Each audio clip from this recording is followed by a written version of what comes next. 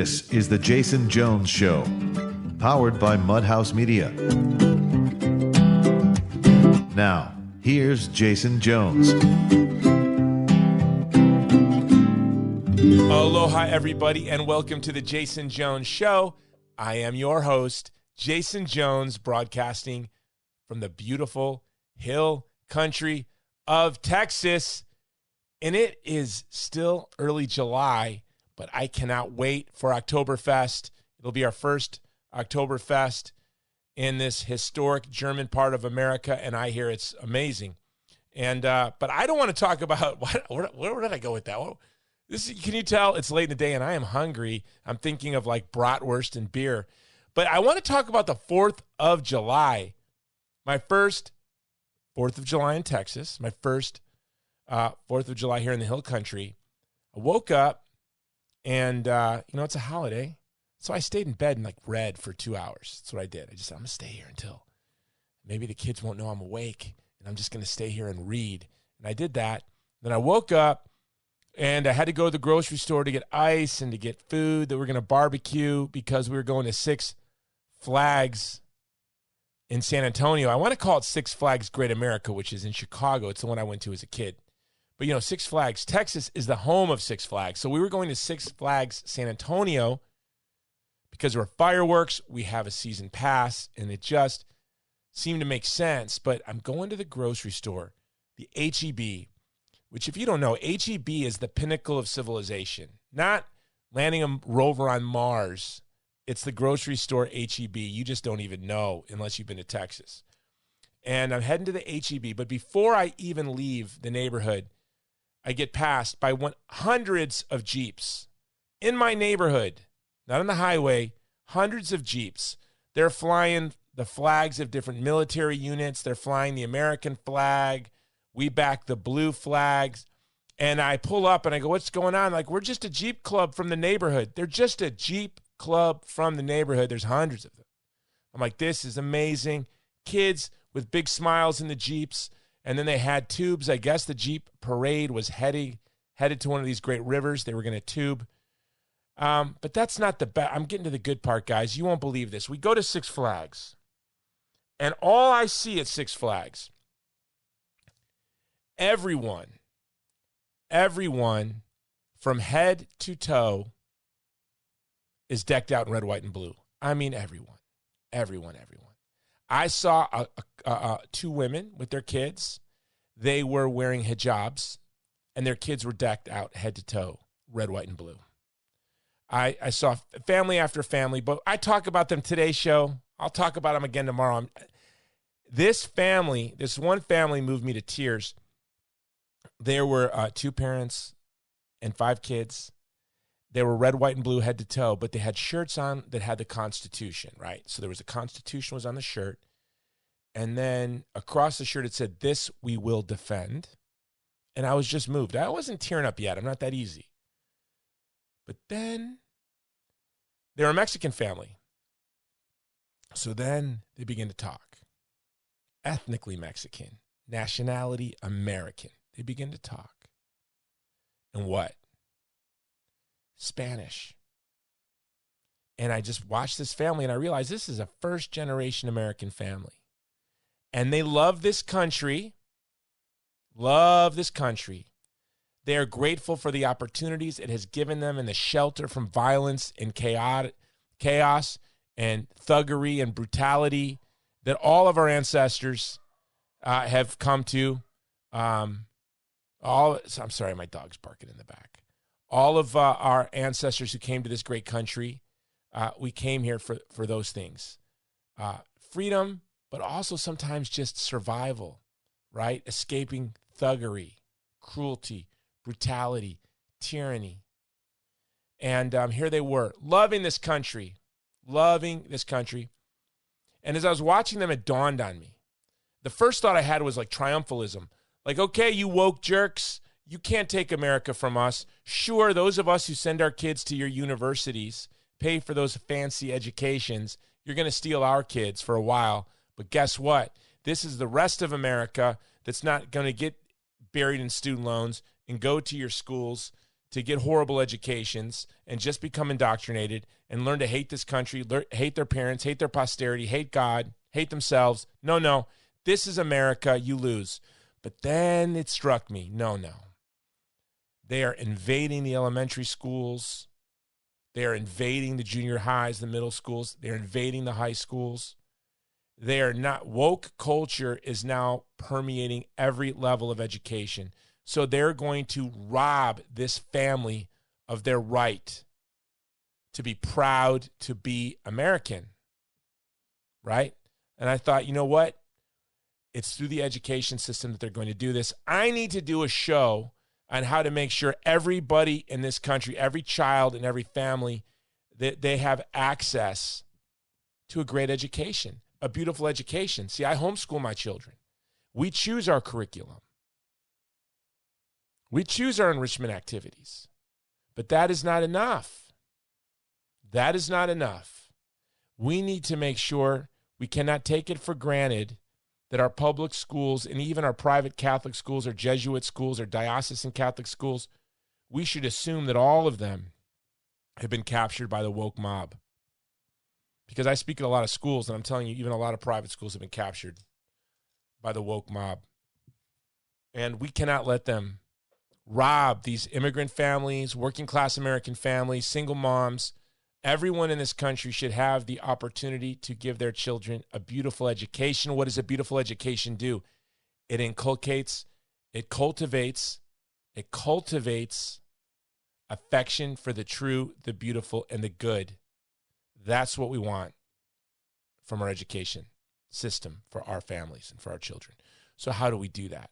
How do we do that? How do we make sure that every child in this country has an opportunity to go to a school where they will cultivate their affections, their attractions for the true, the beautiful, and the good? Well, I think the best way to do that would be classical education. How do we make sure every child has access to classical education? Well, I have Dr. Davies Owens on. I just had him on. I just interviewed him. I think he texted me that I butchered his name a few times. How did I butcher Davies Owens? I don't know. You listen, text me if I got it. I don't think I did. Maybe he misheard me, or maybe my ADHD captured me, got the best of me. But I had Dr. Davies Owens on.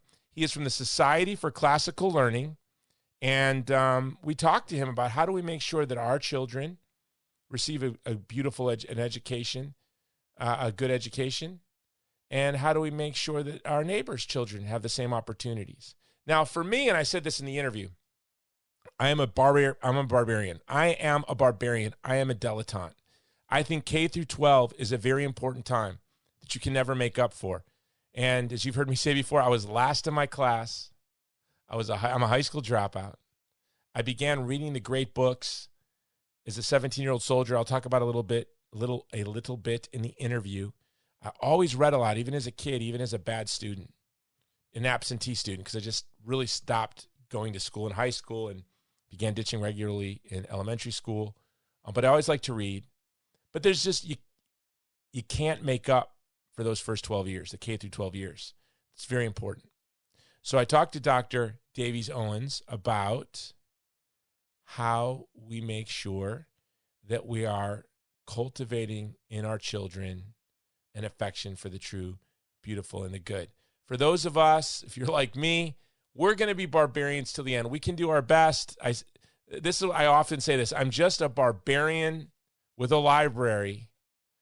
I'm the soil in which I was planted, but my children receive a classical education that we provide through homeschooling, or as we say, a home-centered education, because we use a lot of enrichment opportunities and activities and tutors and clubs. So it's really we don't homeschool, but the home is the center of their schooling. And it's been wonderful to see that although I am a barbarian and a dilettante and will die as such no matter what I do, because those first 12 years, that K through 12 years, for me, unfortunately, were wasted, my children have been planted in a different soil. So how do we make sure all of us get to plant our children in a different soil, in a richer soil? That's what we talked to Dr. Owens about. This episode is being brought to you by Movie to Movement, creating a culture of life, love, and beauty through the power of film. Go to movietomovement.com, check out our films. Also being brought to you by the Vulnerable People Project, standing in solidarity with the vulnerable. From the child in the womb to the child in Darfur, go to thegreatcampaign.org and find out how you can stand shoulder to shoulder with us as we stand shoulder to shoulder with the most vulnerable people in the world. And you know, this episode is being brought to you by the world's greatest pillow. If you go to mypillow.com, though, you are going to be surprised. There is a lot more than pillows there. I'm betting you right now you have the pillow, and you think you're so grateful every day to sleep with that pillow, but you're like, you know what I don't have? I've been meaning to get those Giza Dream sheets. I've been meaning to get the mattress topper. Well, you need to do that right now. Use the code Jones. Go to mypillow.com, use the code Jones. You get those tremendous discounts on all of their products with the code Jones. Go to mypillow.com now. All right, let's get on with the interview with Dr.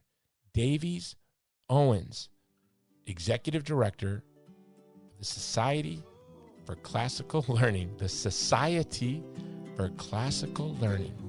Tongue-tied today. Here we go. It's the Jason Jones Show.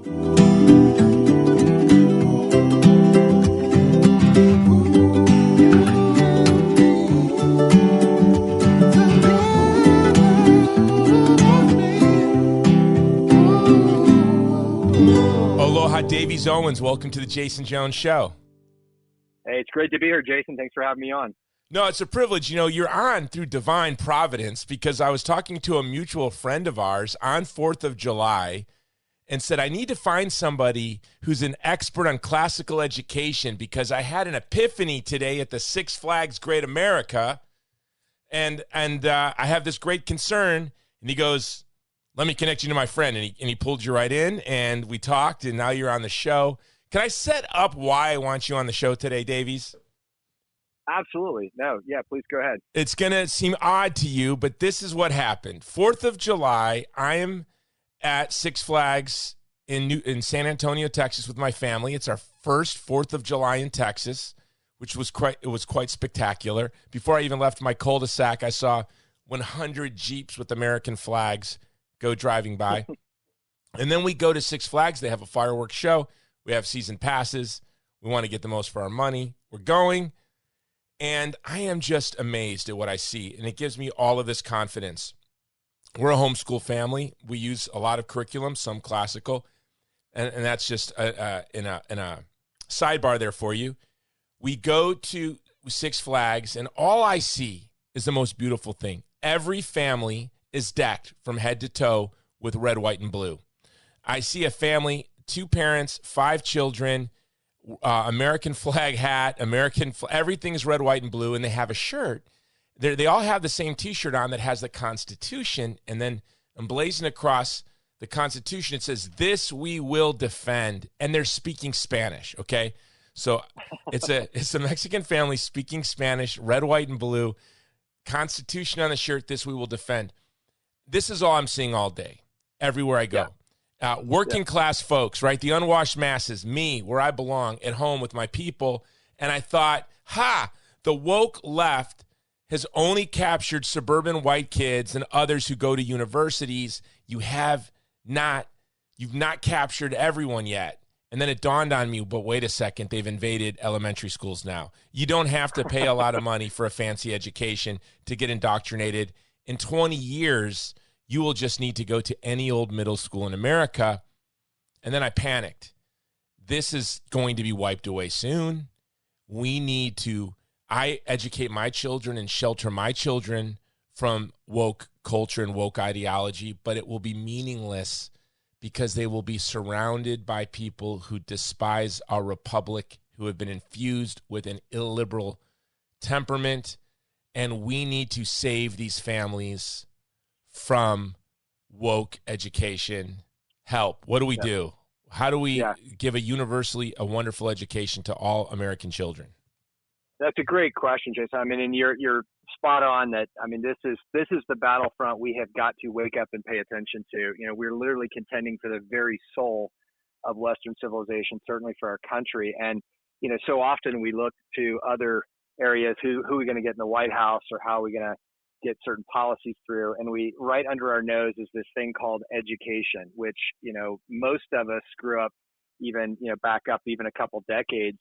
It was the happy yellow bus that took kids to school, reading, writing, arithmetic, the apples on the desk, that whole thing. And it has so radically changed under our own watch that most parents have no idea that the very thing that should be safe is the most unsafe place for them to put their kids typically today, as far as protecting them from this indoctrination as you're describing. And you're absolutely right. I mean, these folks are singing Six Flags, which I think is fascinating. That it's slice of Americana right there at Six Flags, and those folks you're describing sound like largely kind of first gen. They know what it's like not to live here. They love this country because they're showing up saying, okay, this is way different, and we will defend it. We love it. We want to be a part of it. But then they kind of blindly and unknowingly put their kids into our American education system, which we can talk about here in a bit. This isn't a problem that just happened in the last few years. I think we're finally getting to see, the iceberg, if you will, is popping up above the waterline, but that thing has been under the water a long time. Like 100 years ago, the progressive movement began to basically take control of our schools, which has caused all kinds of impacts. So we can talk more about that, but yeah, you're dead on right. Got to get all about education or we're going to miss the boat here. Yeah, lots of first generation. My wife's first generation, by the way. Her father, I talked about this on my 4th of July special. Her father from China took her mother on their honeymoon to Old Town Williamsburg, right? And so I see this kind of love, and it dawned on me, and they're trying to steal the American dream from these first generation Americans. And I was like, at first I was excited, like they haven't done it, but then I realized, but they're going to, right? They are going to. And then I thought, it's not enough. These parents, God bless them, I know how hard they work, right? These first generation immigrant parents. They love this country. By the way, they don't feel sorry for themselves that they're working 2 jobs and they're both working. They're thrilled that they have 2 new cars. They have a nice home. Their children are safe. They have a refrigerator. They're thrilled by the whole thing. They're not pitying themselves, but their children are going to be told, they're going to be turned into victims. And these parents have no way of defending themselves, no way of knowing that the messages their children are going to receive. And then here you are, you run this Society for Classical Learning. And I think a lot of what classical learning is to inoculate us from ideologies, illiberal ideologies, and to prepare us to be free people. Yeah. So how do we expand this? It's just not enough that we protect our own children. How do we expand this to make sure that every American child has access to a beautiful education? We want every child in our community to have access to the very best education. How do we do that when, it seems like we will never recapture government schools? Yeah, I mean, I think that a lot there. I mean, first of all, I think that, the battle is certainly over as far as, let's get prayer back in school and all those things that were really, seemed to be headlines in the 80s and maybe early 90s. But I think the recognition now is that, that education is what is so compromised, if you will, that what are we going to do for other alternatives, to your point? And I think there's a lot that we can get into as far as depending on, the economics and the area of the world that you're living in. I will say that classical Christian education right now is the fastest growing segment in Christian education for sure. And it's something that's spreading all over the world. A lot of folks that are working in missionary roles or in other parts of the world are going in and founding classical Christian schools.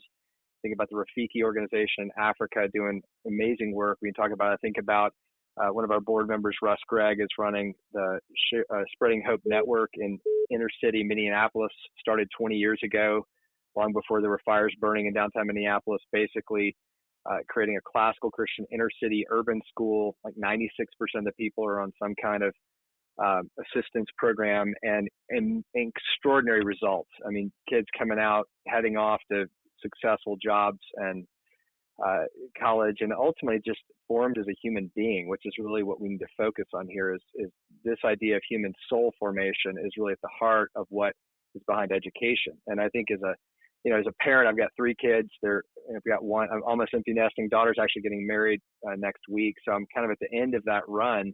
All of my kids went through a classical Christian education.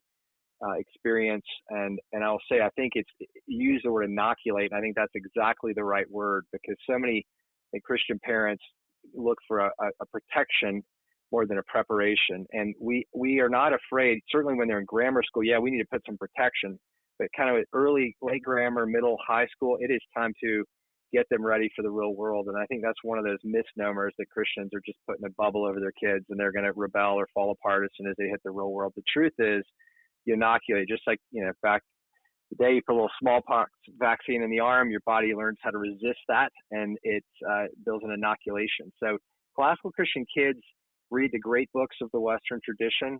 Those are the books that stood the test of time. They're filled with the great ideas, and they're not all just, polite, clean little Christian books. They're reading The Great Gatsby in ninth grade at our school here in Boise. A lot of schools are, reading books that off the shelf don't look Christian, but they're great pieces of literature that force conversation to ask the great ideas. Who am I? Why am I here? What's the purpose of life? And as you look at lives lived well and decisions made well and then decisions made poorly, it kind of gives you a sense of, okay, here's how to navigate the world in front of me. And I don't care whether you're from an affluent background or you're in an inner city, kids are, got that capacity to be far more impressive than I think we often realize. I've got an old test in my files from 1873 from Salinas, Kansas. And it's a seventh grade graduation or seventh grade final exam, kind of to graduate out of basically middle school back in the day. And I doubt most PhDs today. I've taken that test. The McGuffey Readers, the company that produces the McGuffey Readers, I think sells that. Or you can get that test. Yeah. I took that. By the way, my friend founded that company. So I took that test when I was in college, and I failed it miserably. I'm telling By the you. way, I never will be able to pass that test. It's too late. It's beyond my reach, ever. It is. But it's not beyond it. But a young person today, and this is, again, it's not a quick fix, Jason. This is the long view. It's a cultivation model. It's like you don't throw seeds in the garden and come back the next day and eat the fruit. It's an 18-year journey from kindergarten to 12th grade. And then, and I think that's where the battle, by the way, is in that K-12. I think college is way too late.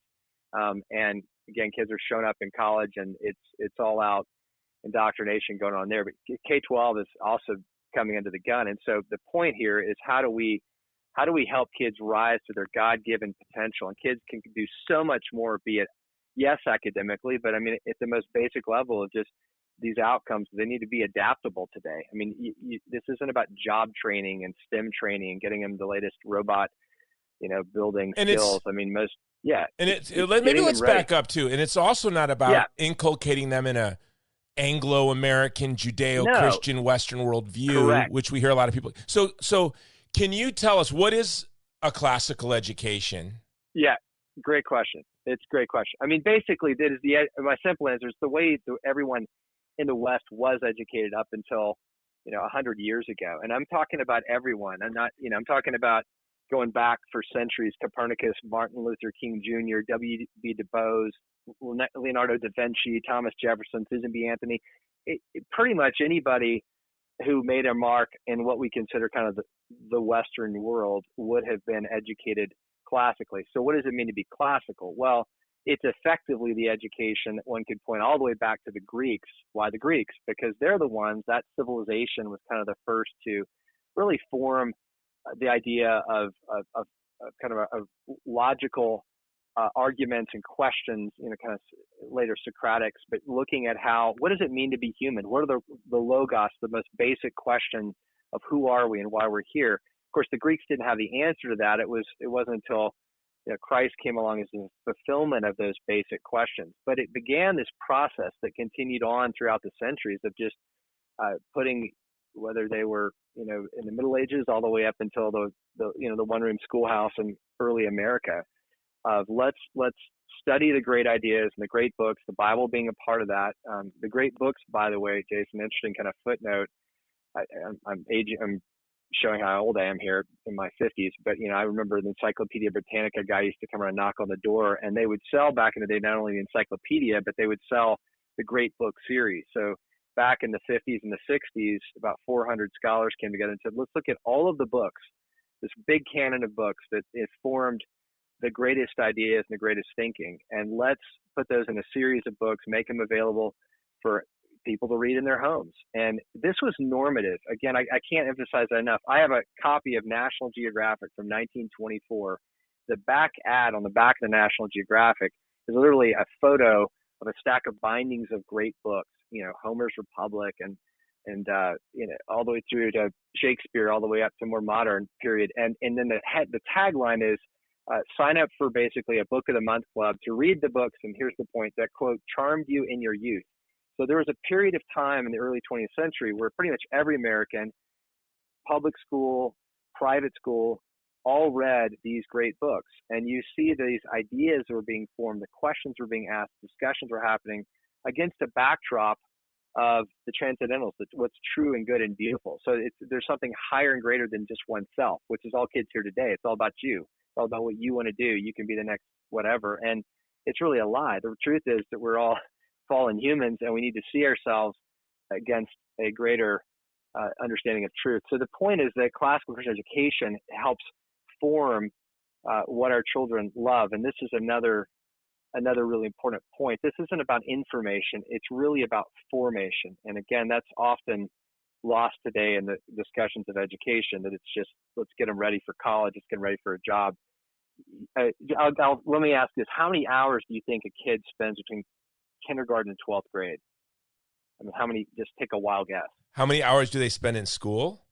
Yeah, pretty much in their journey from K to 12. How many net total hours are they in that building from K to 12? Oh my gosh. Let's see here. I don't know.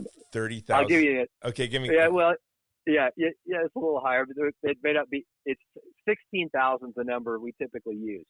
So it's probably about 30 when you factor in all the travel time, bus and all the time. other So stuff. so 16,000 hours of being in the building.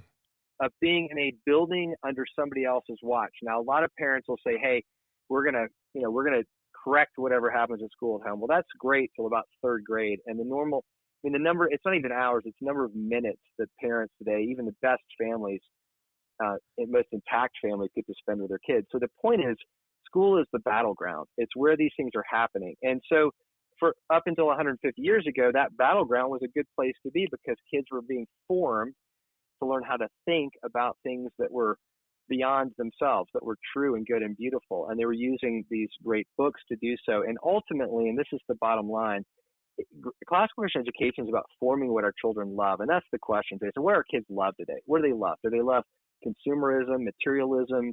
Do they love themselves? Do they love, Jesus? Do they love truth? Like, why would a kid love one thing and not another?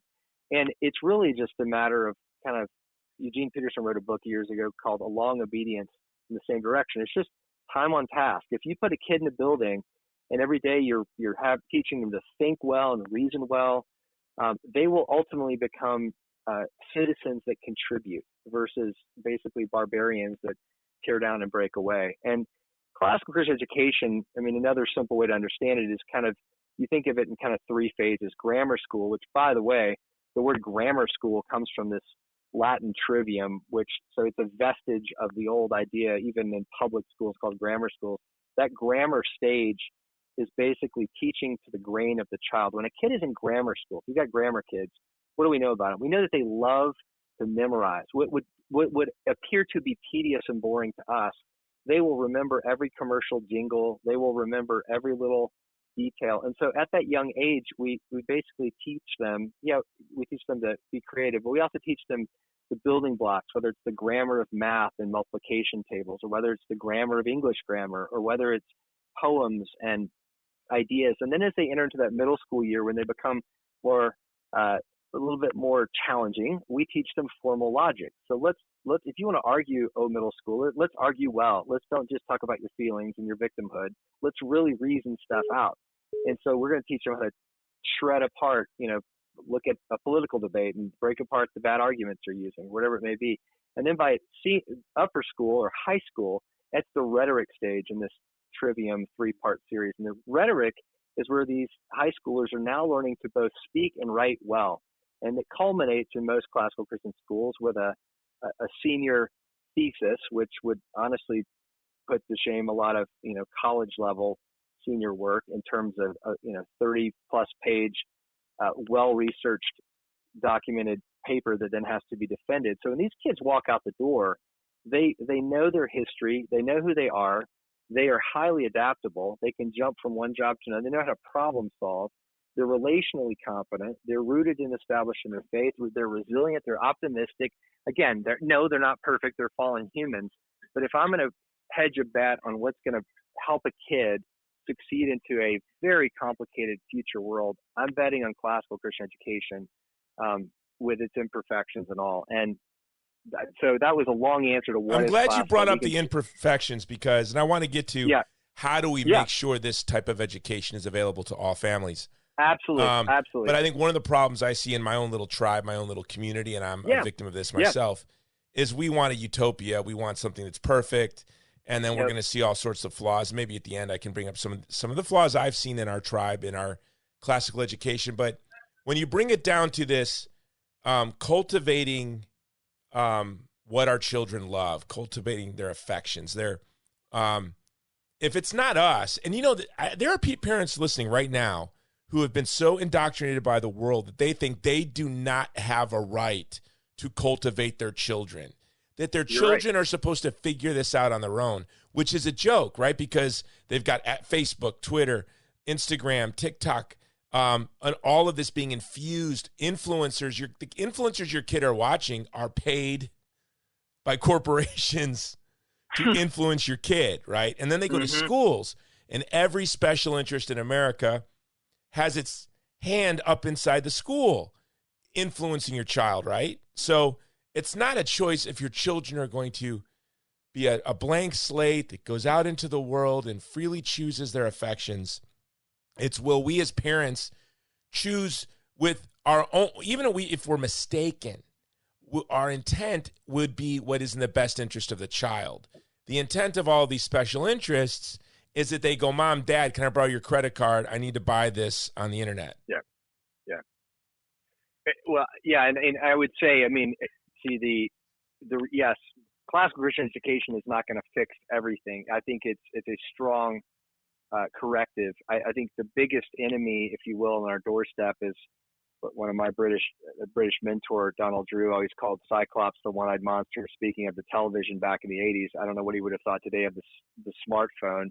I call it the 301 problem. We can kind of control, if you will, the environment in a classical Christian school from 7:30 to 3. But at 3:01, the bell rings, out come the phones, and for the next 12 hours, they're getting everything the world has to offer them. And it is a swift current that we are trying to swim against. But I think we can stand a chance if we can again win the affections battle with the kids. But it's teaching them to love something greater than themselves. And the great news is that kids today are hungry for something greater than themselves. That's why depression rates and suicide are skyrocketing because of this bankruptcy, this idea that it's all about you. And to your point, I can't think of a worse parent abdication of responsibility than to basically say, well, I dropped him off at the shiny yellow bus.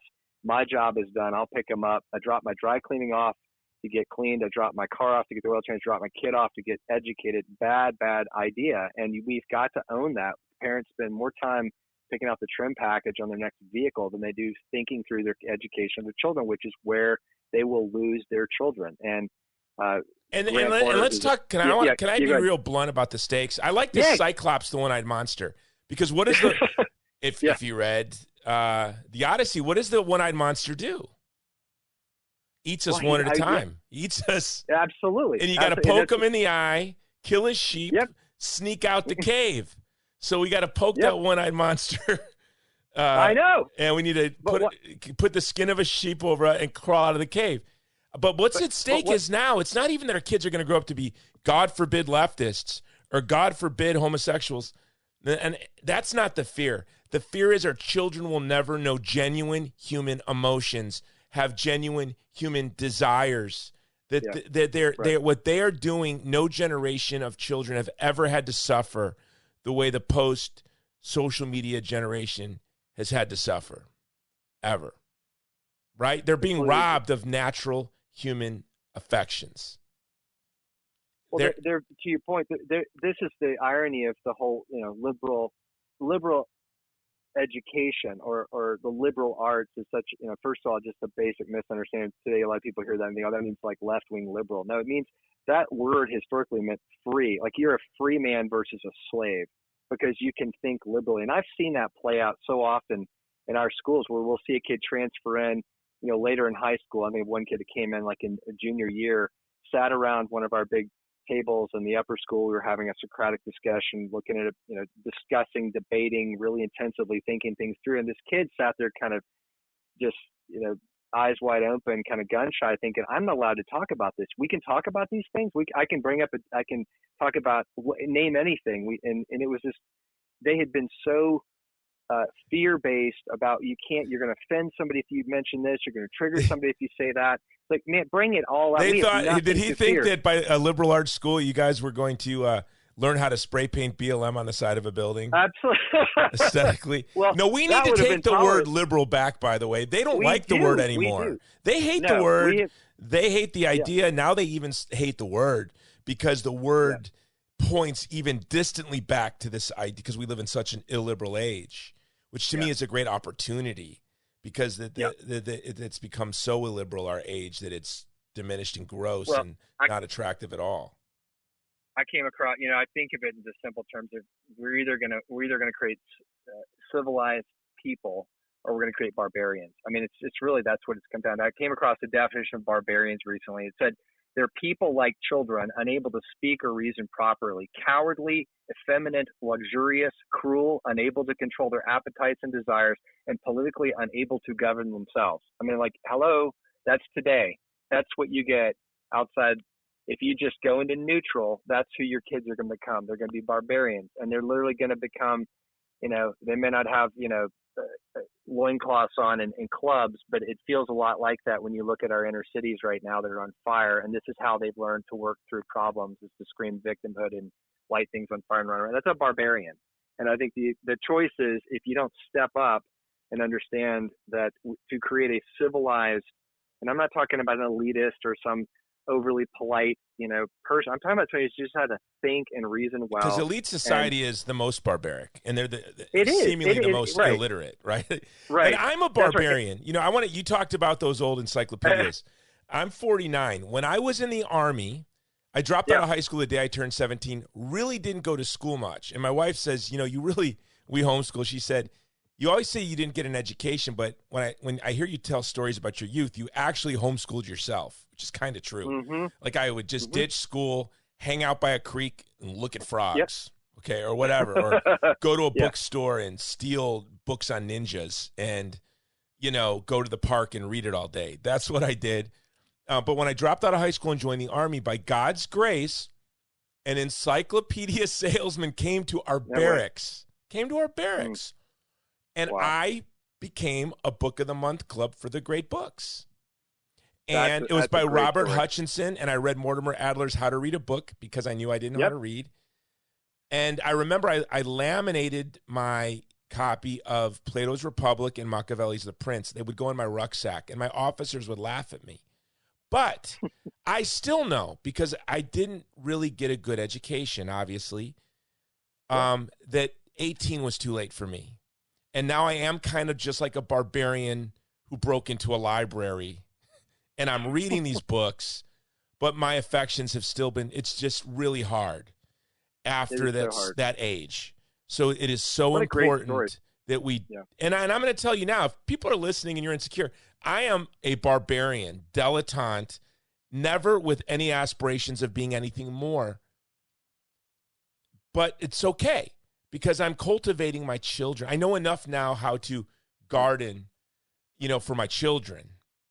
And I plant them in different soil, and that's enough for me. Well, you're making a couple of great points there, Jason. First of all, I love your story. It reminds me of kind of Ben Carson's, who was kind of similar deal. His mom, single parent home, and his mom just sent him to the library and just to go read these great books. And so it can be done. You got to be a pretty tenacious, focused kid to kind of pull that off on your own. And so kudos to you and the Ben Carsons out there that do that. But I think the real challenge is how do we create an environment where kids do want to learn what is true in a world that's kind of pushing against them. So it takes a pretty strong kid to stand on their own 2 feet and do that. That's why I think we need schools and we need families and we need churches to kind of come around and create that environment. But let's go there. Let's do that for people who are listening. Yeah. I think if you're listening to the show and you have children, you know how to properly provide for your children, right? Maybe you can briefly touch about that and how we can all make sure our children are getting a great education. But then I think the real question is, how do we broaden this, and how do we make sure that that family I saw dressed red, white, and blue, when I heard them speak Spanish, I almost started crying. And I actually have tears coming down my eyes right now. When I saw this family head to toe, and this is Texas. There are Mexican families that are here before this was, before, when it was it was Six Flags, because Texas has had Six Flags, right? Yeah. France, Spain, Mexico, so there are Mexican families that have been here before it was United States. So I just assumed maybe, and I meet families like that, right?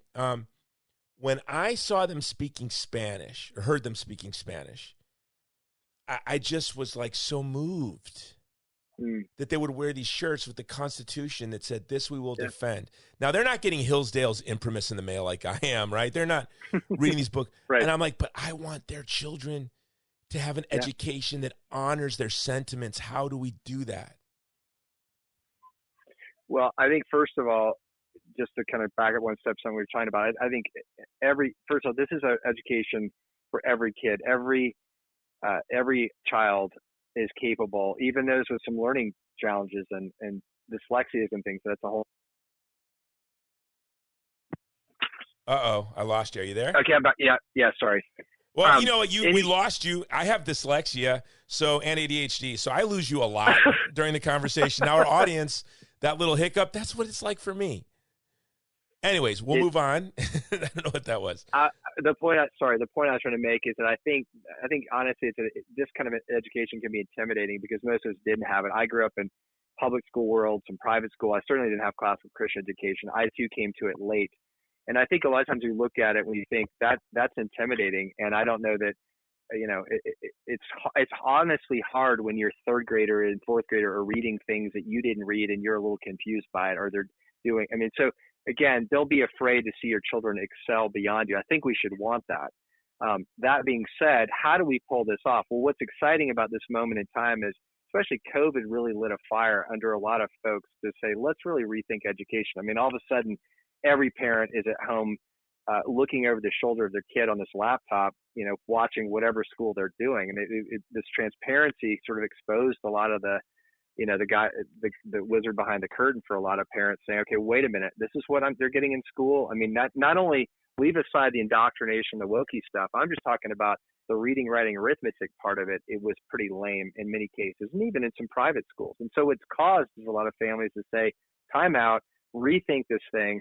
What are my choices? What are my options? And so, yes, if you've got a classical Christian brick and mortar school near you, great, go check it out, tour it.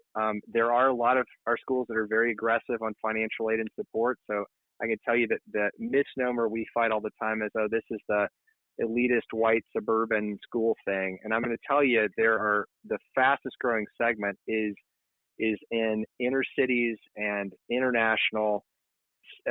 The most unlikely of areas, in New York City, small communities, wherever, you're getting a growth of these schools. And so they can look like 5-day a week brick and mortar. They can look like a hybrid school. That's a big kind of the university model, some call it, which is the idea of, hey, I like the idea of kind of homeschooling, but I'm not sure I want to do it all by myself. What if I could do it with a split time? My kids are in school half the week and the other half they're at home. So we're getting the community and the culture. We're also getting the home life.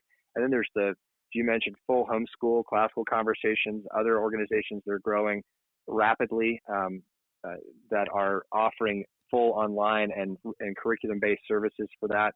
So, and then beyond that, you've got obviously a lot of, charter schools that are now stepping into that, although they're not the Christian side of it. They're recognizing some of the value of that liberal arts education. But I think I can think of a conversation a couple of years ago, a friend of mine who worked with David Goodwin, who's now the president of the ACCS, Association for Classical Christian Schools, is on a flight coming into Boise, and he's sitting next to a guy, and conversation came up, and topic of school came up, and the guy immediately said, well, we can't afford that kind of a school. And David said to him, well, how much do you think it costs? He says, I didn't even look. I just know I can't afford it. And David was like, well, hold on a minute. You might want to actually look you might actually want to inquire. So don't rule out this kind of education at face value because you just think it's too expensive. I think that's a mistake that can happen as well. But and the truth is, if you're doing like yeah. this sort of standard education with the escalation in the cost of textbooks, trust me, it's much cheaper to buy a complete set of the classics than it probably is 1 year of textbooks for your kids. Absolutely. So yes, I think the economics, again, I think this is something that God will honor our desire to raise up our children in a way that is pleasing to him, and ultimately will put them at, the highest and best person they can possibly be. We want human flourishing. I mean, that's the point behind our organization, Society for Classical Learning, is we want to use education as this tool for human flourishing. So it's becoming the best you can be. Don't walk away thinking it's too expensive. And I think that, again, you're going to find in various communities options that will fit your family. And so don't rule it out. So, I mean, I think that's the big message there, Jason. I mean, we talk more about maybe, I know we're moving fast to these topics. Well, I would think that, let me say this. By the way, you're talking about all over the world. I just met a woman. She was at an event that I was speaking at in Virginia, and she came up to me afterwards. I'm part of a nonprofit that we're building a school in Iraq, and she heard about this, and she said, "Hey, we're opening a Chesterton Academy in Iraq." I'm like, "What?" I'm like, Dale Alquist. Wow. His daughter used to be my assistant for many years, and I think I won their Man of the Year award or something in 2011 for the first Chesterton Academy's first school. And I'm like, they're opening up in Iraq, and I have to get Dale on the show. That's unbelievable. Well, so I think there's two things. If I'm listening, and this is a guilt I feel guilty when I post on social media, kind of about the life I give my children, and I'll feel a little guilty about talking it here. My wife and I make a solid middle-class income, and it is a bit of a sacrifice, but our goal is to provide our children with the very best, most beautiful education that they can have, and that includes all sorts of like enrichment, like ballet and orchestra and this and that. Yeah.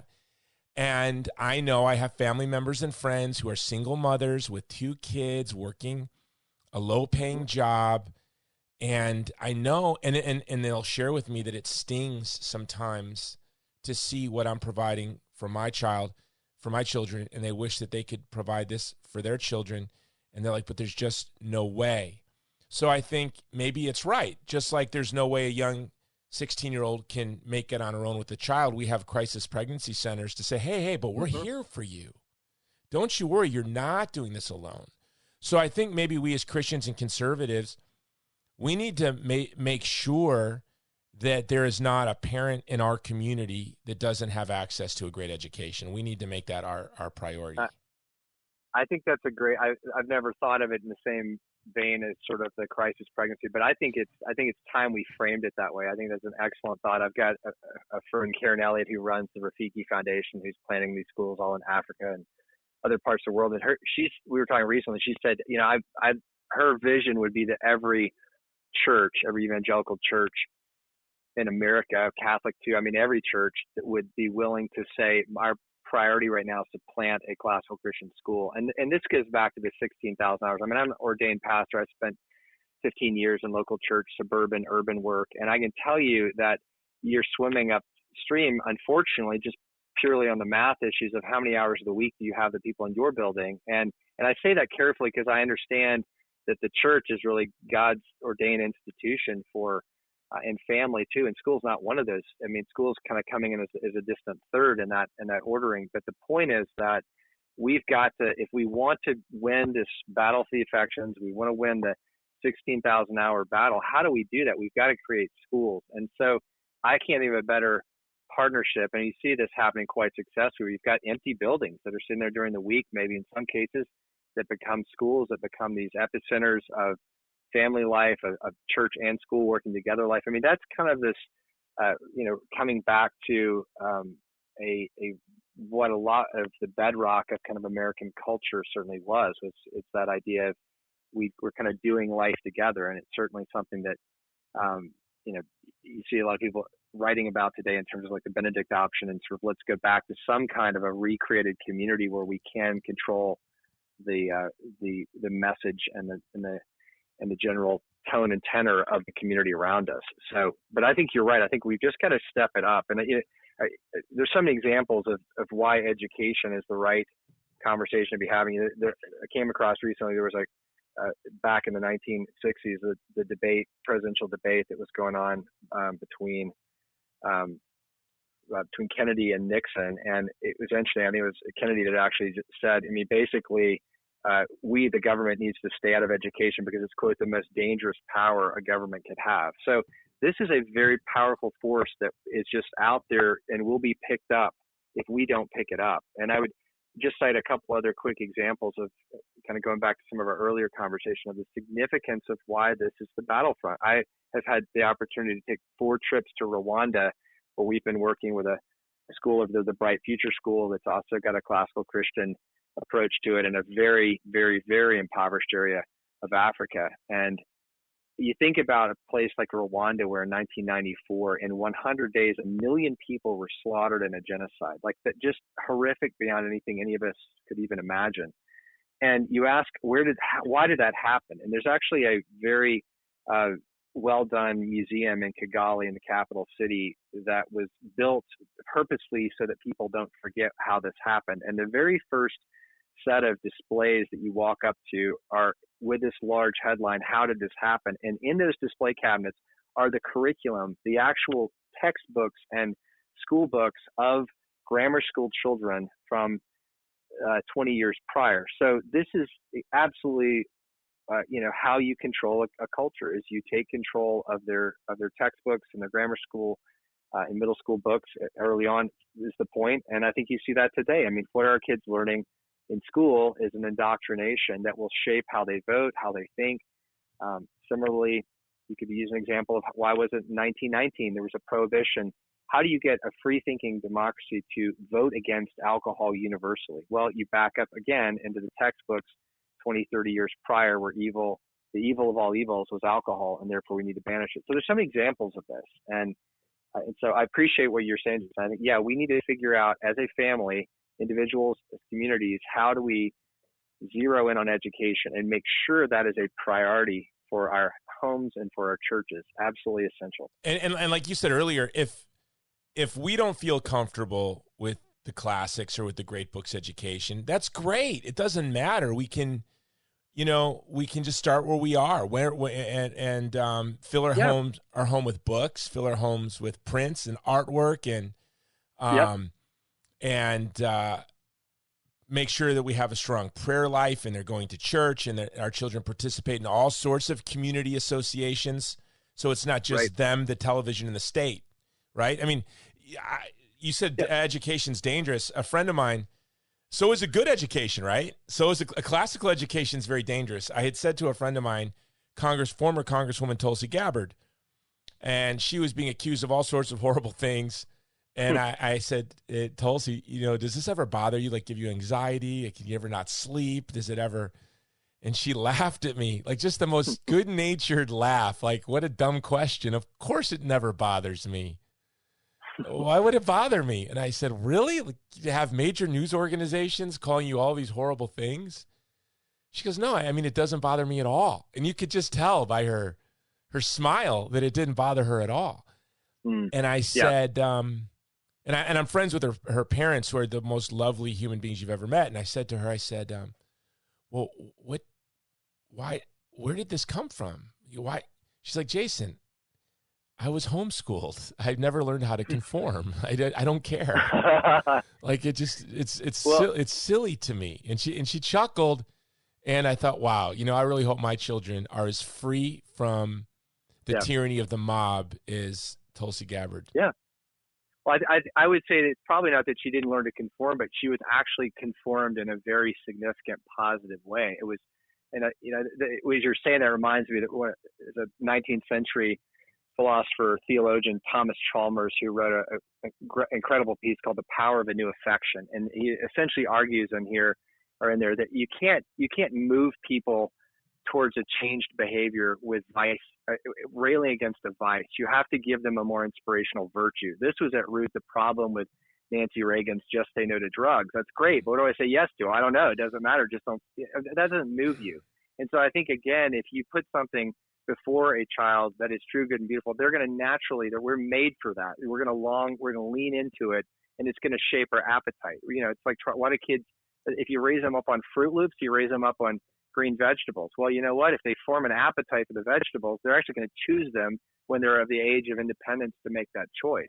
And that's kind of the point you're making. I mean, the decisions we make are out, downstream of the education and the formation that we had earlier on. So I think it's, you can expect people to have an insulation or an inoculation to a lot of the culture around us. But because without her affections were formed rightly. She cares about her family, her friends, her community, her faith. Exactly. Yeah. And it's natural. It's the air she breathes. Of course she cares about these things. It's not some imposed morality, which again is a lot of times, the reason so often, recently, but I'm like Barna used to always cite like 80% of kids that graduate and head off to college from Christian homes and Christian churches walk away from their faith. Why? Because it was probably kind of this veneer, it was sort of this Jesus sprinkles on top of everything. We send them off to wherever school, and then we run them through the youth program, and they get the sprinkles on the top. They didn't get formed deeply to love the things that God loves. And they're just doing out of compliance or obedience to their parents or whatever. They got straw men, right? That's the difference between a classical education and maybe a traditional Christian education, where we sort of indoctrinate them. But classical education, there's violence and adultery and deception, and it's welcome. Right? I know it's all there, and you're like, woo! It's life. Well, it is life, and that's part of the. Again, we kind of mentioned that earlier. Again, and believe me, I've had that argument. I've had many. As a head of school, I've had many a hot under the collar parent going, "Whoa, we're reading this. You know that?" I'm like, "What? Have you read have you read the Bible? Let's just start there. Like, right. Have you read Plato's Republic, the first chapter? Right? If you walked out of your front door, right? Yeah, no, but we're crazy. We're like, oh, you can't. I don't want my child reading Song of Solomon. They're looking at porn on their phone, right? You do know that. No, here's the thing. Right. Like, think about this. I had this thought yesterday. It's going to be gross. It's going to creep you out. You're going to go, oh, why am I on this podcast, Davies? You're going to go, I hope. Okay, I had this thought yesterday. Where do most children today, say you're 14, where have your eyes been gazing most of your life? Like, where have you learned the most? Like your 16,000 hours. Where have your eyes been most of the time? A screen, right? Cyclops. The Cyclops, your laptop, your phone. Yep. Where was the first time you had a sexual activity? Where were your eyes? Probably right on the screen. Right. So this is what's happening. Yeah. They're being raised by the screen. It's their mother. They're having sex with the screen. It's their mother. It's this perverse world that these poor children are trapped in. That all of these human experiences that now I'm going to get my audience mad. I would much rather the 15-year-old, 14-year-old be behind the stadium on a Friday night smoking pot than in front of a screen. I think that's why we got this complete bankruptcy on the part of so many young people. They've not bought into the lie that you can be anybody you want to be and do anything you want to do. That's a lie. They recognize they're actually failing inside. Nobody's one to tell them why they're failing. It's because you're a fallen human made in the image of God, who is a worthy person. That message is lost, and all they're left with is the Cyclops' lies and messages of be all you can be, and it's empty. It's tasteless after a while. And again, this type of education is just it's leaning into who they were made to be. This is, if you want to flourish, you've got to know the basic answers to who am I, why am I here, and where does God fit into all of this. So this is a really it's a beautiful thing. It reminds me of kind of Lewis in The Weight of Glory. Talks about so often we're fooling around like an ignorant child making mud pies in the slum rather than a holiday at the sea. We're far too easily pleased. I mean, that's the problem, is that we've settled for mediocrity, and we don't realize far there's a banquet too feast. Easily pleased. Bam. That's exactly the problem. Yep. So there's some people listening, right? So there's going to be there's the reality, the real problem with a classical education, that parents are going to be like, what in the world are you having my children read? And then there's the perceived problem is that, isn't it boring? Isn't it boring? Sure. Do you have parents think that? Like, how is Shakespeare boring? Sure. How is Sophocles boring? How is the Iliad and the Odyssey boring? But people, they have made it. The world has sold this all as. How do you sell Every Disney movie, Star Wars, all of this is just stealing from the great books, right? So pale 100%. Imitations. But there are people listening to go, oh, but it'd be so humdrum for the kids. Well, first of all, we, kind of the dark side or of classical Christian, and dark side, meaning where there's still some places to be continually improved upon. I think, let's again step back to kind of the 10,000 foot for a moment, look again across history. Classical education, like I said, was the norm up until about 100 years ago. And then it was sort of progressives came in, and then it was kind of rediscovered. Dorothy Sayers wrote this article, The Lost Tools of Learning, in the 1940s. And it wasn't really until the 1980s that you began to see the schools, like Doug Wilson was an early one in, he wrote a book called Rediscovering the Lost Tools of Learning, and then others started following that model. The Catholics went through kind of a similar kind of rediscovery period in the early 90s, and you've got ICLE today that's running a huge, kind of rediscovery for them within the Catholic school movement of classical Christian education. But I think the point is that there's just a real a lack of understanding of kind of where we've been and where we're going. And the moment in time we're in right now is one of rediscovery. And within that, this is kind of a 40-year-old movement. So to get to the point, I think sometimes rightfully you get people attracted to classical Christian education, that I joke a bit, stereotyping with the bow ties and the tweed jackets and the elbow patches and the pipes. And they show up excited because people want to talk about philosophy, and they've got graduate degrees, and they show up in these high schools and they're overkilling where probably kids need to be. And so you can kind of boil them in their mother's milk. You can take something that's really excellent like Shakespeare and make it so intellectual and so complicated that it confuses. I'm glad to say that's very rare, but it can happen. But the perception is many of us probably had pretty lousy literature teachers at some point that made it really kind of boring. And that's really a tragedy, because this is beautiful when presented right. These are ideas that are enchanting and joyful and inspirational, but it has to be taught well.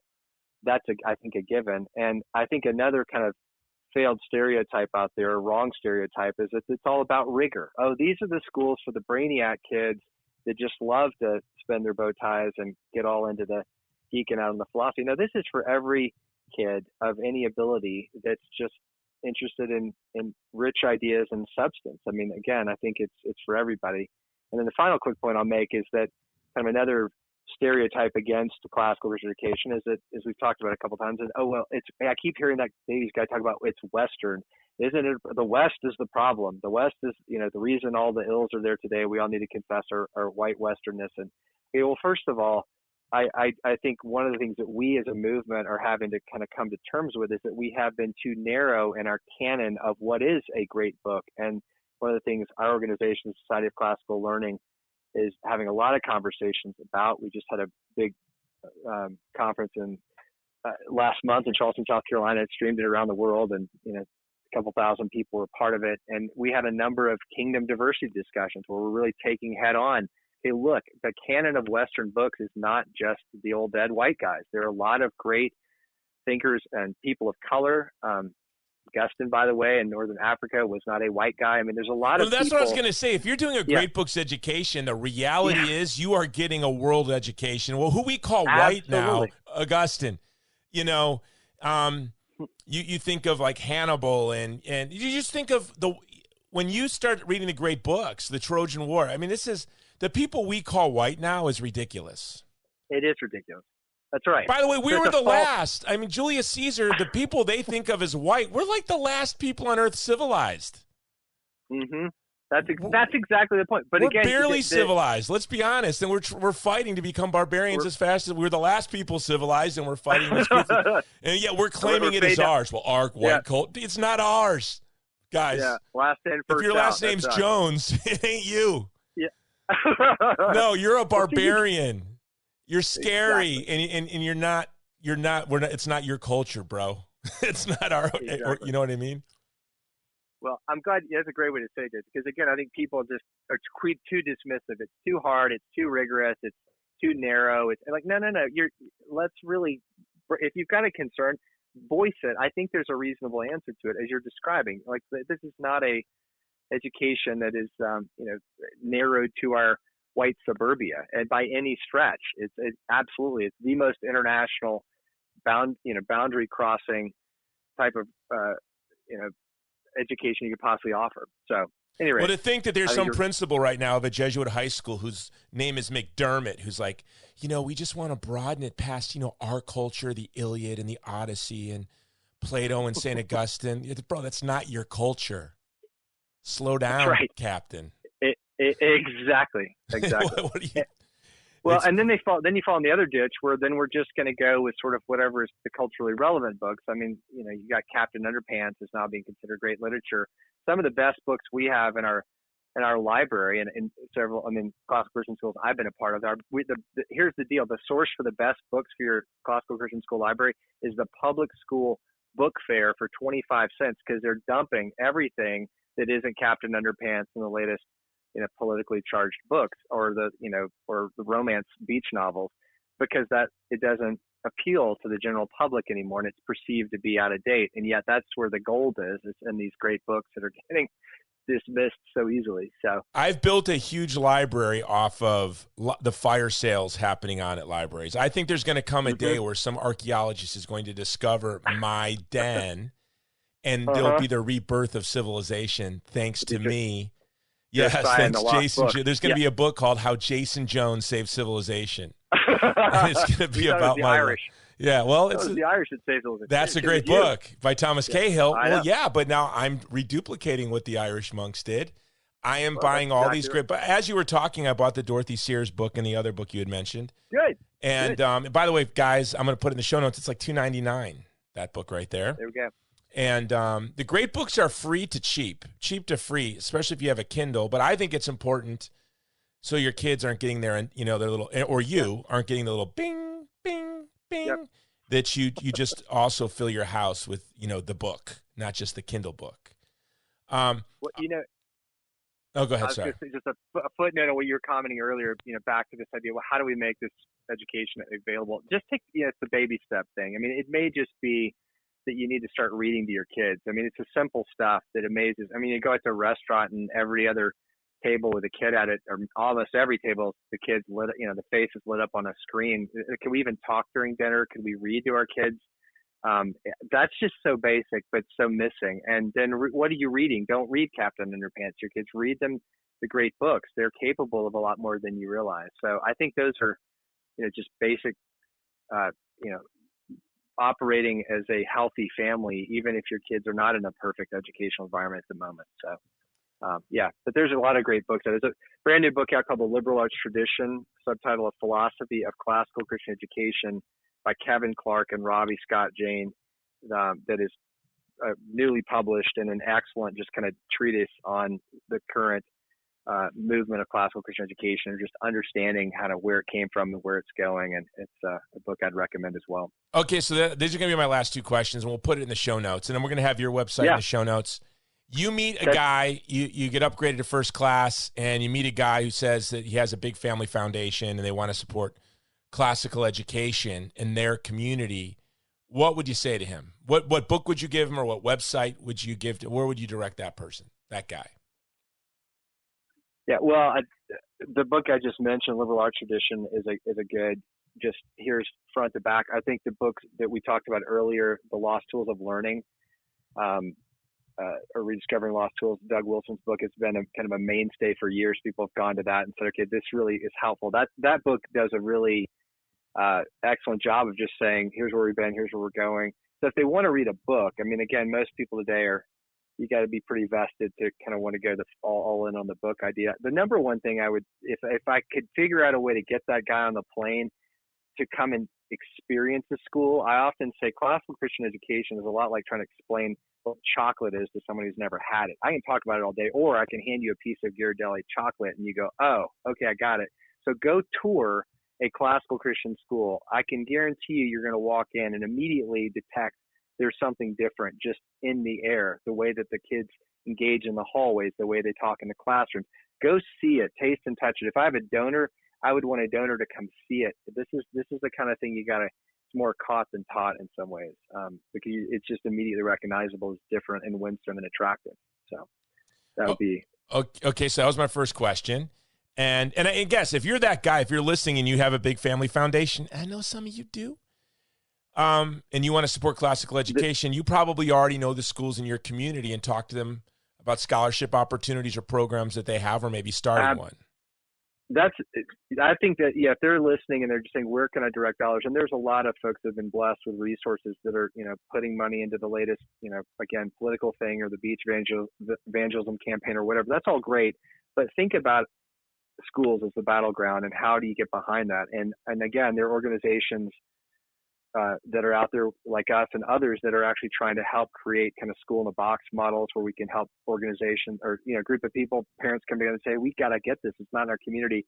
We'd love to help get a school there and get it started. Here's the turnkey solution. That's the kind of thing we want to work on. And then training teachers and training heads of schools. Like, where do all these people come from? Because we're still so early in the movement. Most people didn't have this themselves. So it has to be taught. We just launched a master's program for heads of schools with Gordon College. I mean, there's a lot of resources coming online right now, and support is certainly appreciated. So what's the next question? Okay, the next question. You get bumped from your flight on United, and the only flight to your town is Spirit Airways. Okay, now you're on Spirit, and they put you in the back seat, and there's a young woman. She's headed to her 10th anniversary, or her 10th high school reunion.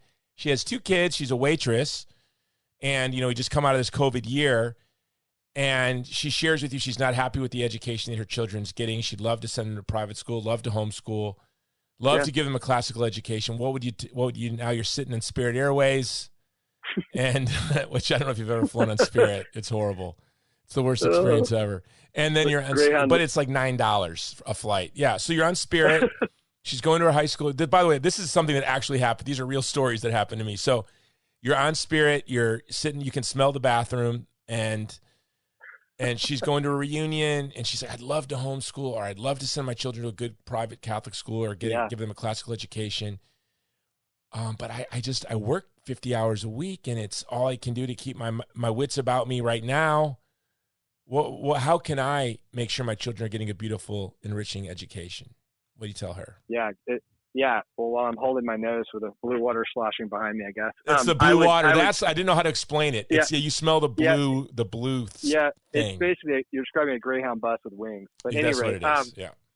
I would say, again, start simple. It's, the simple biblical idea of redeeming the time, the days are evil. So, I mean, to that mom, how are you, when you are with your kids, what a precious time is it? Is there, again, kill the screen? If you're riding along in the minivan, could you be, there a lot of these great books, even at kids' levels, are available on audio. I mean, what are you listening? Put that in front of them. Put great music in front of them. When you're cooking dinner, how about, classical music? I mean, that's a whole nother, there's nothing wrong with pop music, but there's beautiful shaping that affection day in and day out. What are you reading to them at night? I think those are there groups that you can, maybe through your church, or people that you can find to connect with, that you can have, smaller, not full education. I'm just trying to think again, without going fully into finding a classical Christian school. Are there just steps you can be taking to create an enriching household? Yes, I think you can. I think we model that. Again, some of the most unhelpful distractions to young people learning today are actually parents that are, we can be just as, it's not just young generations. We're the ones that are on the Cyclops as much as anybody. How do we model? Do our kids ever see us read a book? I mean, do we ever have that have substantive conversations at the dinner table? Is it just, the latest funny cat video on YouTube we're talking about, or are we asking questions that really matter? So I think, again, baby steps. It's hard when you've not had it, but strive in that direction. Go visit a classical Christian school, and if you can find one in your community, find like-minded people, and maybe think about starting one. I mean, again, get in touch with us. We'd love to help. I think this is something really critical we need to be having conversations about. Yeah, and I'm hearing all the time. Everywhere I go, I keep hearing about either a classical school that was just started or a classical school that's about to be launched. It is, again, like I said, COVID had just sort of awakened everyone, and a lot of folks that I would say are kind of, quote, salt and light parents that said we want to be out in the public schools influencing, I think have realized that again, the current is coming so hard at our kids that just dropping them off and letting them somehow learn to survive is not going to work, and we've got to find alternative educational options. So it's definitely a growth season for these schools. There's lots of people starting them, lots of conversations to be had. So again, if you're in the back of the Spirit plane, you're looking for another kindred spirit, I think you won't have to look too far to find another parent who says, yeah, I'm having the same desire and the same concerns. Let's work together. I think it could be powerful.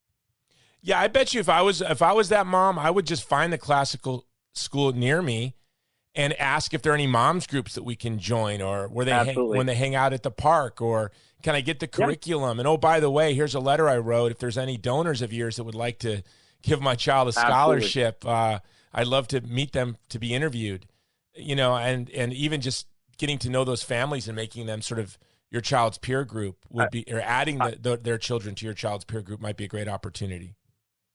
Well, just as an example, there's a gentleman in our community who's a very successful patent attorney and doesn't have any kids of his own. I think he and his wife personally fund about close to 20 children at our local classical Christian school. Just they said, this is how we're going to invest in our future. We're gonna come alongside families that couldn't afford to be there on their own. And so as having run development as one of my jobs at the school, I was aware of the families. I could see the fruit. It was exponential. I mean, and this is the kind of thing that someday in heaven people are going to come out and say, because you were willing to invest in that family who put their kid in that kind of a school, they made these life decisions that impacted this kind of a kingdom impact. I mean, it's extraordinary to think about. That's how we change our culture. That's how we change generations. So that's dollars, if you're going to look at it from that standpoint, well invested. Yeah, I couldn't think of a better way, really, right? I mean, supporting, I think it would be the next step up from the pregnancy center. The very, very, I agree. Yeah. The very, very next step. Now that they came into the world, let's make sure they're successful while they're here. Yeah. Let's make sure they have beautiful, they're attracted to beautiful things. Well, Dr. Davies Owens, the Society for Classical Learning, thank you for being on the show. I hope we become friends and you come on again. Is there anything else you need our folks to know? By the way, half the audience is outside the United States. This is the coolest tribe in the world, the Jason Jones Show. So is there anything else you'd like to share with them? Any books, any websites, any actions that you'd like them to take? Yeah, no, Jason, thanks so much for having your voice out there. And again, the international is where it's at as far as I think classical Christian. This conference we just had, we had folks tuning in from Asia. We actually were doing breakout sessions and in Chinese language.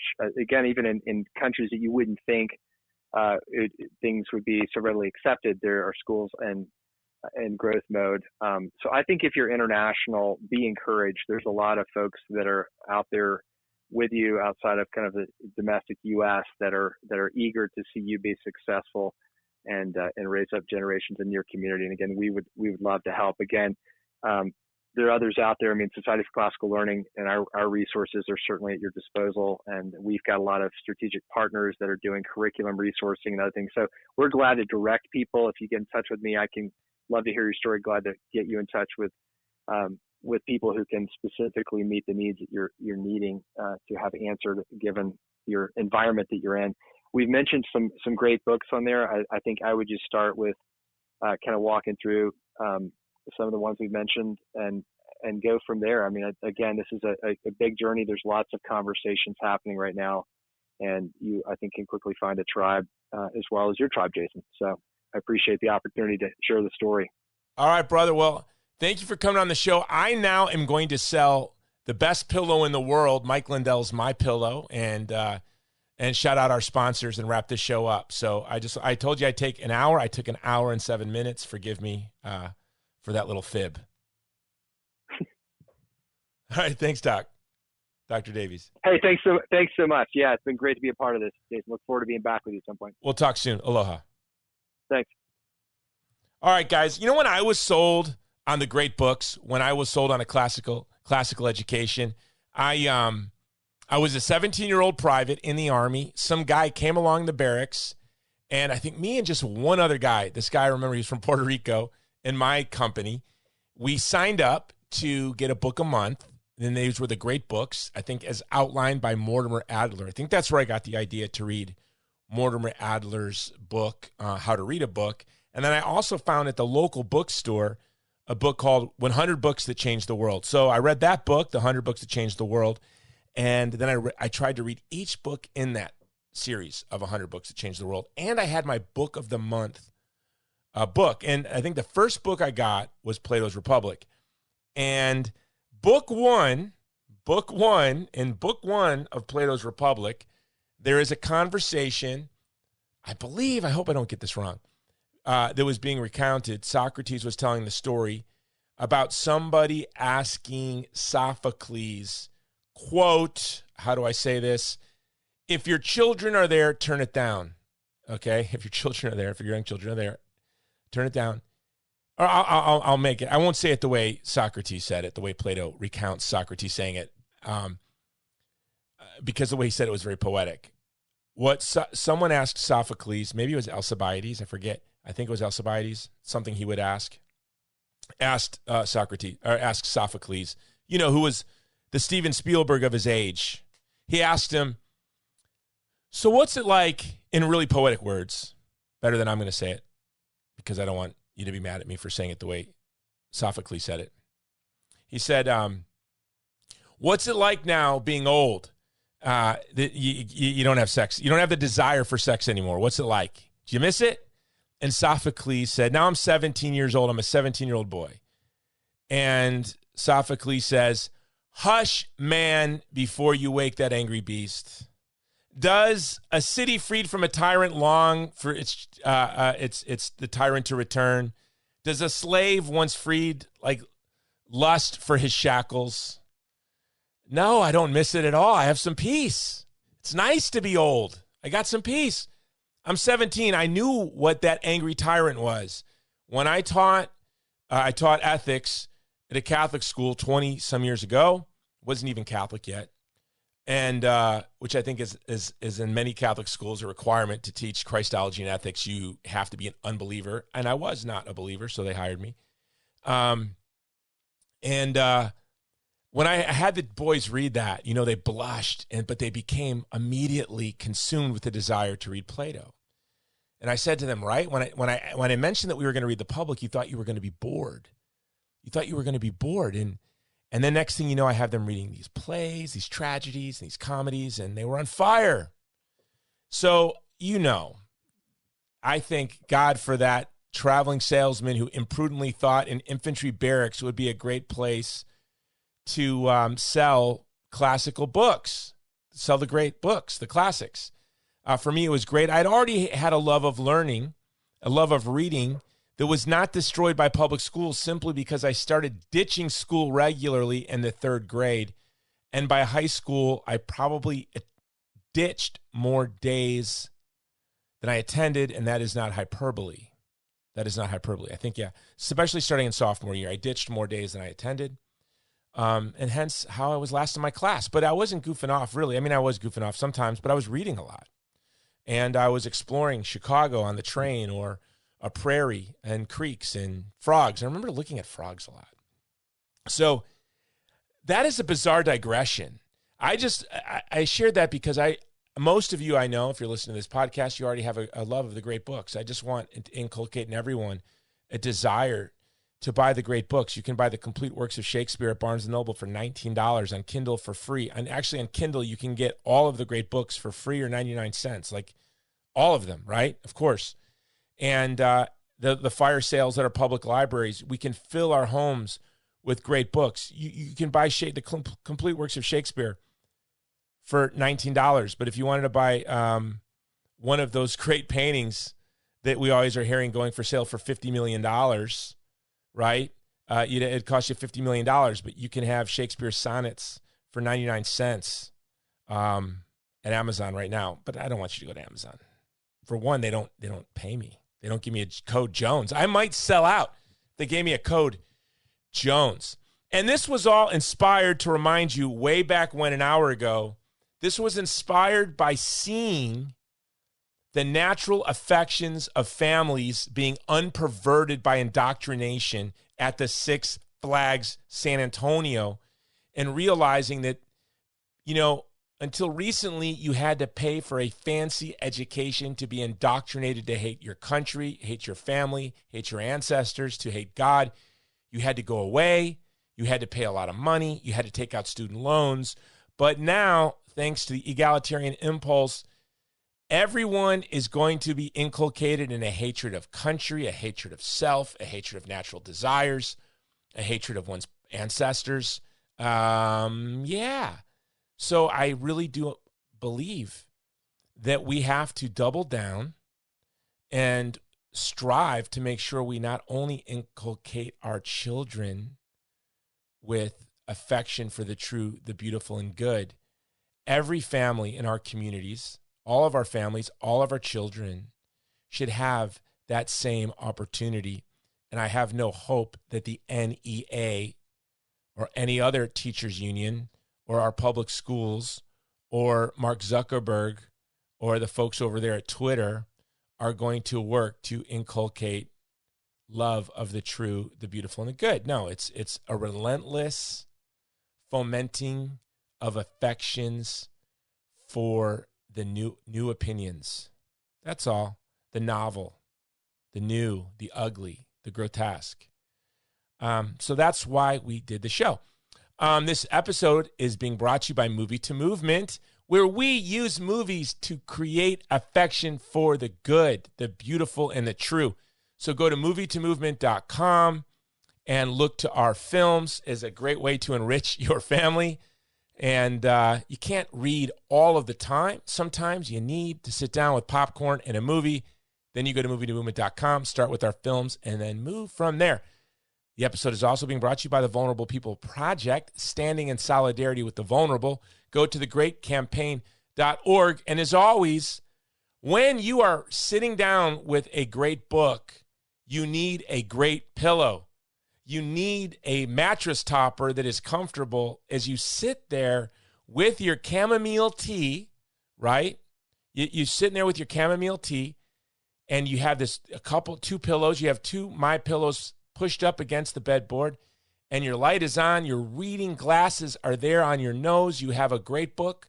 In one hand, what is it called? Chamomile tea.